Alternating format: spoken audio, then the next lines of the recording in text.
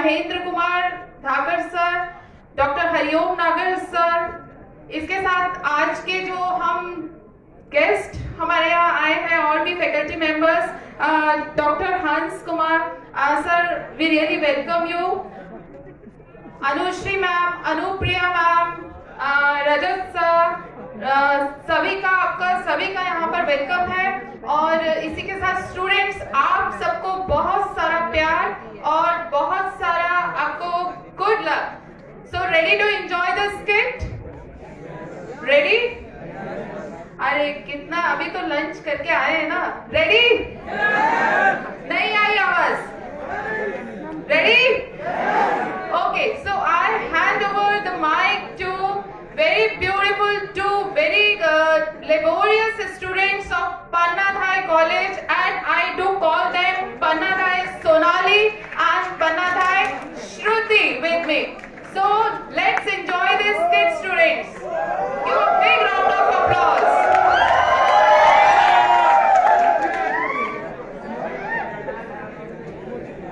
Firstly, I will say thank you to Sonia ma'am, जिन्हें हमें invite किया है यहाँ पर बोलने के लिए। हम सब यहाँ पे एक बहुत अच्छा स्किट करने जा रहे हैं जो पन्नाधाई के बलिदान को समझाता है। और जैसा कि आजकल लोग हिस्ट्री में ज़्यादा इंटरेस्ट नहीं लेते हैं, तो आपको एक अच्छा वाइब आएगा आप सब देखकर। I hope you will enjoy. So we are going to start the skit. Please cooperate with us.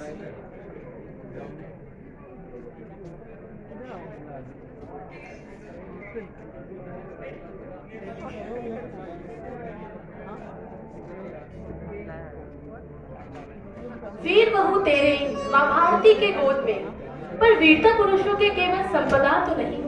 लड़ने से न मर्दानी डरी, न जौहर से ठिठकी पद्मनी। चित्तौड़गढ़ का उदय भी बलिदान था पन्ना का ही। ढाई पन्ना की छाव में राणा उदय था पल रहा। चित्तौड़गढ़ जब आंतरिक मतभेदों से था जल रहा। इस विद्रान के हर प्रसंग का प्रत्यक्ष दर्शी काल था। एक मासूम के जीवन का रक्षक मात्र ममता की ढाल था। ये वीर गाथा किसी रानी महारानी की नहीं, बल्कि एक साधारण दाई माँ की है। बात उस समय की है जब राणा सांगा मेवाड़ के महाराणा थे और उनकी पत्नी रानी कर्णावती वीर उदय की जन्ममाता।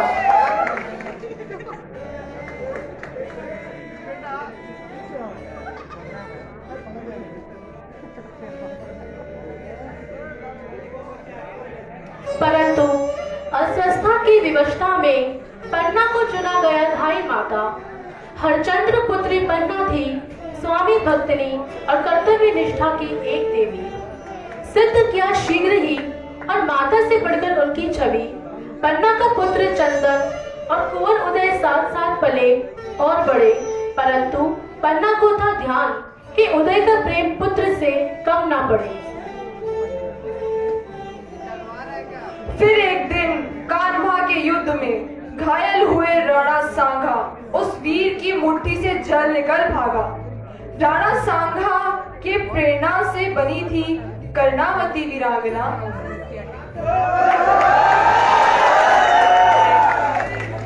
एकाकी जब बहादुर शाह ने आक्रमण किया, परंतु सीखा ना था भागना। कहा अपनी सेना से निडर रहो, मैं तुम्हें राणा जी का वास्ता देता हूँ। अधीनता स्वीकार मत करो शत्रु की, उससे पहले ही मैं जल मरूंगी। मैं चित्तौड़गढ़ की मर्यादा और सम्मान के लिए जौहर करूंगी।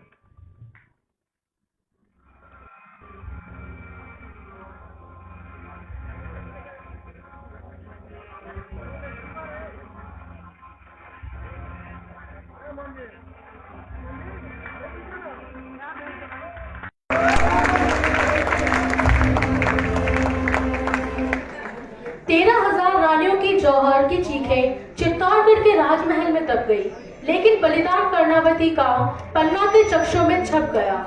सांगा और कर्णावती के विधानोत्तन पर शुद्धता विधाता विक्रमादित्य और उदय दो पुत्रों को छोड़ चले उसके माता और पिता।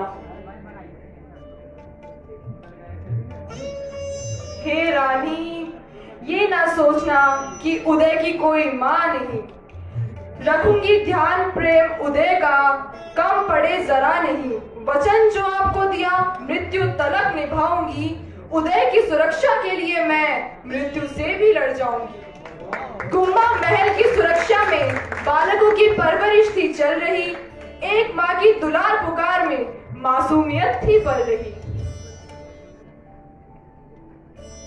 किसे ज्ञात था कि सांगा का एक सेवक ही सिंहासन हड़पने को बरसों से था अधीर। मृत्यु पश्चात राजा के लिए दुख कर बैठा था महामंत्री, नाम था जिसका बलवीर। महामंत्री पद से इस महत्वाकांक्षी की लालसा शांत न हुई, अपितु अब इसके मन में चित्तौड़गढ़ का शासक बनने की इच्छा जाग गई।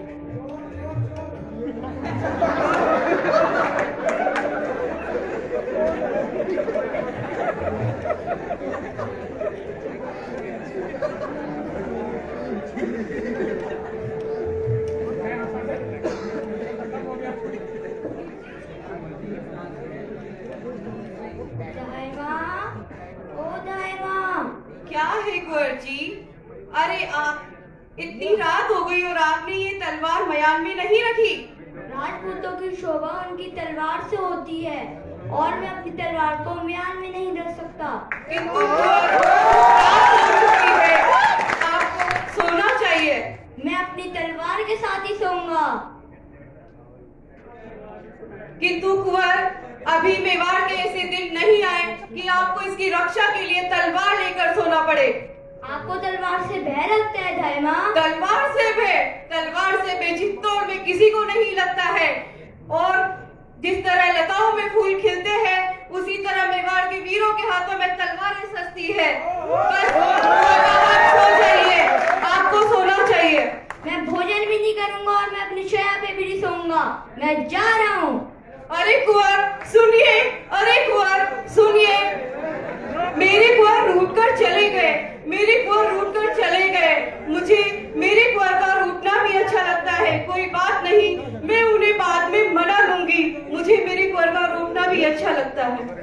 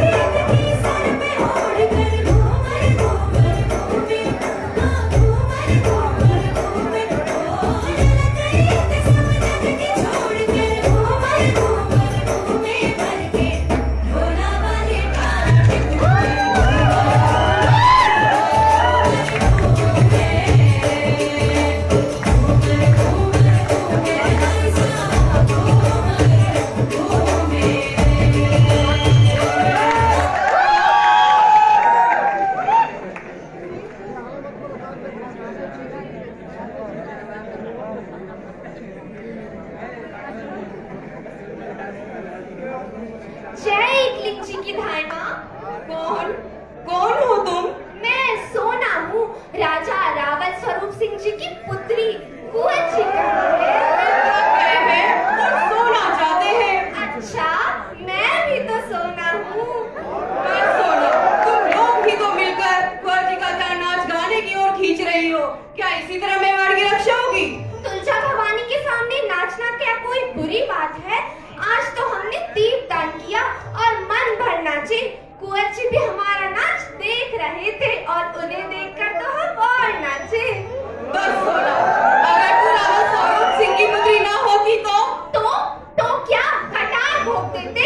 उदय सिंह के लिए तो तुम अपने पुत्र चंदन को भी भुला चुकी हो। बस सोना, रहने दो।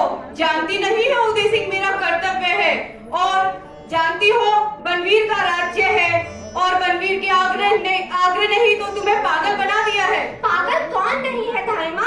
महाराजा विक्रमादित्य भी तो 7,000 पहलवानों के साथ मदिरा पीने में पागल हैं। बस सोना, रहने दो। मैं किसी से भी ईर्ष्या नहीं करती हूँ, और मेरा राजधर्म तो मेवाड़ की सेवा करना है। आपने उदय सिंह को महाराजा बनवीर के महोत्सव में क्यों नहीं भेजा? रहने दो सोना, मैं राजघराने की अकेली चिराग को कैसे इतने लोगों के बीच भेज देती। आप विद्रोह की बातें करती हैं धाई माँ। अच्छा तो मैं चलती हूँ।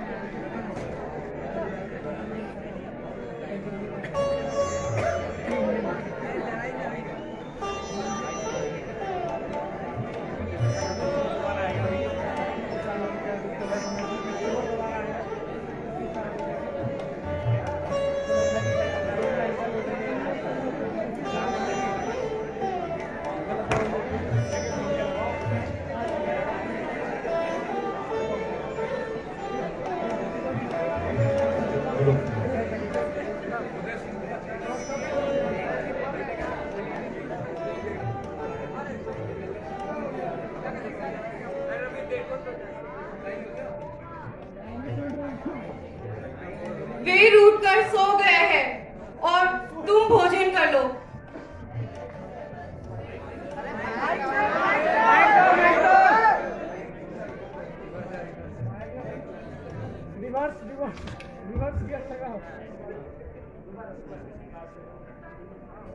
माँ, ओ माँ, कुंवर जी कहाँ है? वे रूठ कर सो गए हैं, तुम भोजन कर लो। नहीं माँ, मैं कल सुबह कुंवर जी के साथ ही भोजन करूँगा। ठीक है मेरे लाल, ठीक है। धाई माँ, धाई माँ, कौन? की जय हो। कौन? शामली? दर्शन जी कहाँ है धाई माँ? क्यों? उनका जीवन संकट में है। उनका जीवन संकट में है? रुको जरा देख कर आती हूँ। कहाँ?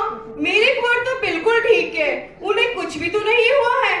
कुंवर जी अच्छे हैं, तुल्य भवानी उन्हें खुश रखे, पर महाराणा विक्रमादित्य की हत्या हो चुकी है दाई माँ। क्या? महाराणा की हत्या किसने की? बनवीर ने। जब महाराणा सो रहे थे तो बनवीर ने मौका पाकर उनकी छाती में तलवार घोंप दी। ओह महाराणा विक्रमादित्य, तभी तभी कुछ समय राजरंग की बात सुनकर मेरे मन में शंका हुई थी और इसीलिए मैंने कुंवर को वहां जाने नहीं दिया, क्योंकि मुझे पता था कि बनवीर उनके साथियों के साथ मिलकर मेरे कुंवर को जरूर हानि पहुंचाएंगे। तभी तो मैं दौड़ी आई हूँ माँ, क्योंकि मैंने लोगों को कहते हुए सुना था कि वे मेवाड़ के उत्तराधिकारी को मौत के घाट उतार देगा। नहीं नहीं शामली, ऐसा नहीं होगा। अत्याचारी व विलासी राजा कभी भी निष्कंटक राज्य नहीं कर सकता। परंतु धाई माँ, बनवीर खून से सनी तलवार लेकर महल में आ गया है। आपको कुंवर जी का ध्यान रखना होगा। आज की रात बहुत भारी होने वाली है, आपको कुंवर जी की रक्षा करनी होगी।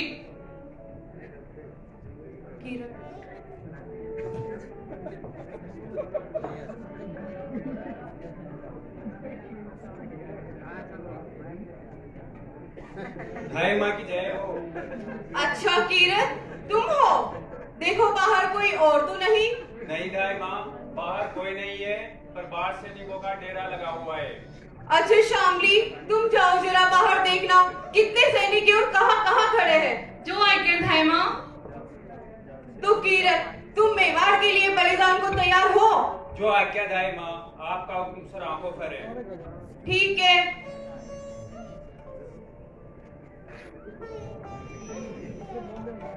तो सुनो, आज वो अवसर आ ही गया है।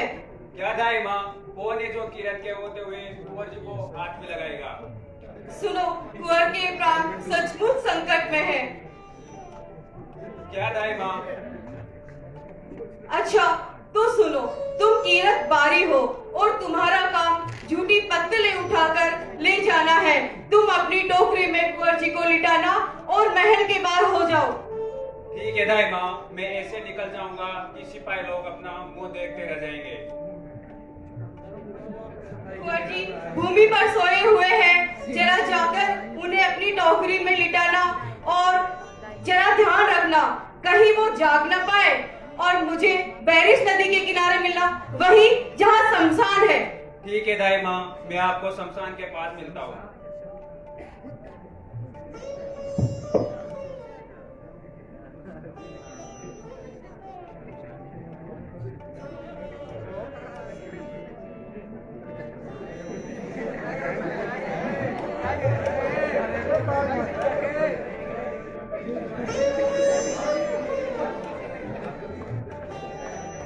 मैं मेवाड़ की रक्षा के लिए अपने पुत्र चंदन को कुंवर जी की सैया पर सुला दूंगी और जब बनवीर आएगा तो वह क्रोध में अंधा होगा, देख नहीं पाएगा कि कुंवर जी की सैया पर कौन सोया हुआ है। मैं अपने ही पुत्र को कुंवर जी की सैया पर सुला दूंगी। मैं अपने ही पुत्र का बलिदान कर दूंगी और जब बनवीर आएंगे तो वह क्रोध में अंधे होके देख नहीं पाएंगे।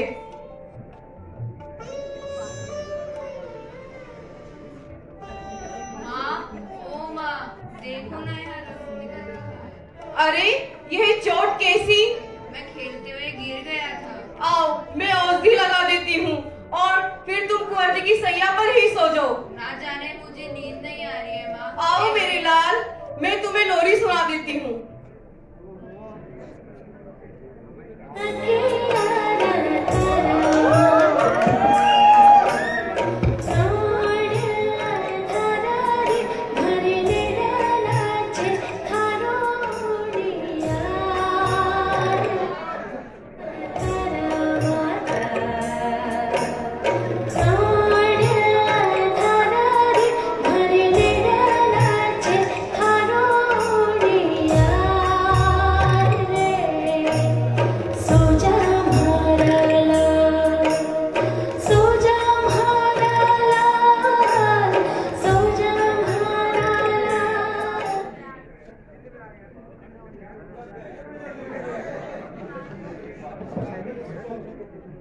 चलो मेरा लाल सो गया।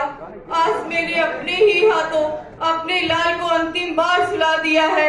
आज मैंने उस हत्यारे बनवीर की तलवार के नीचे अपने ही लाल को रख दिया है।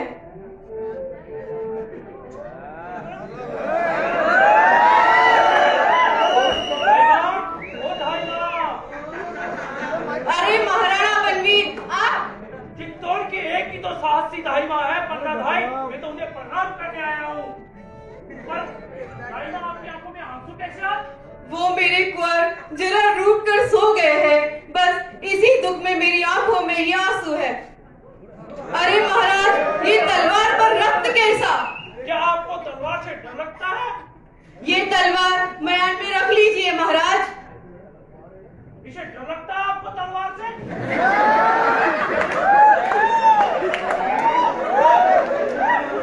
आधी रात हो चुकी है महाराजा, विश्राम करें विश्राम।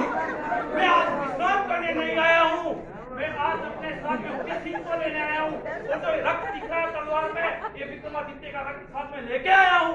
हत्यारा बनवीर, हत्यारा नहीं, महाराणा बनवीर बोलिए।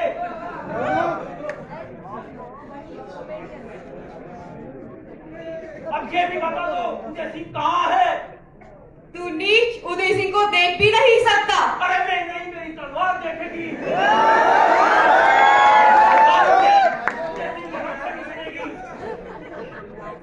सैया से दूर हटो पन्ना।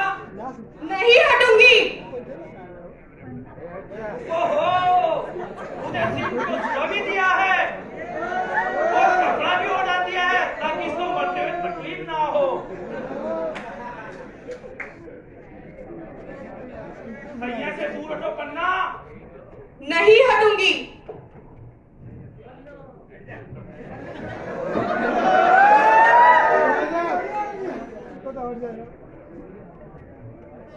मैं अंतिम बार बोल रहा हूँ पन्ना, सैया से दूर हटो।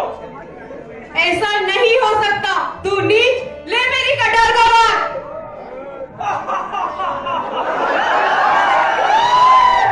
अब ये कटार मेरे हाथ में है। अब आप कुंवर जी को कैसे बताओगी पन्ना? मैं स्त्री पे हाथ नहीं उठाना, अंतिम बार बोल रहा हूँ, सैया से दूर हटो पन्ना। नहीं हटूंगी। नहीं हटे तो लो। नहीं नहीं नहीं बनवीर, तुम ऐसा नहीं कर सकते।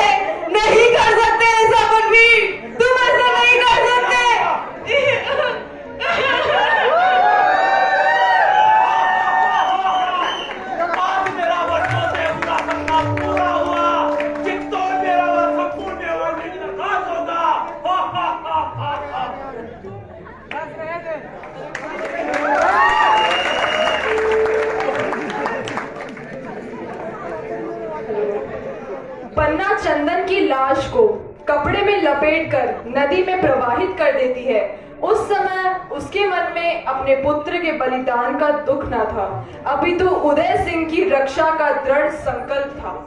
चित्तौड़ के सरदारों को जब संगायन ये मर्म हुआ कि कोई और नहीं बल्कि पन्ना ही थी जिसके हाथों से ये धर्म हुआ।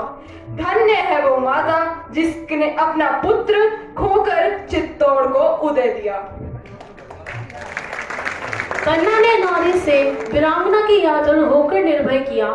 पन्ना भाई के बलिदान से हम अभिभूत हुए। चित्तौड़ का सौभाग्य है कि उसकी माटी में उन जैसे विद्रुत हुए।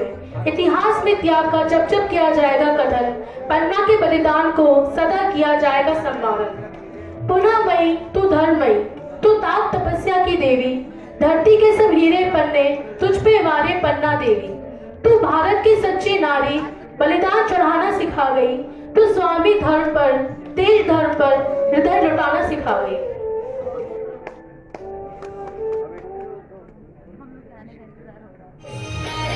पन्ना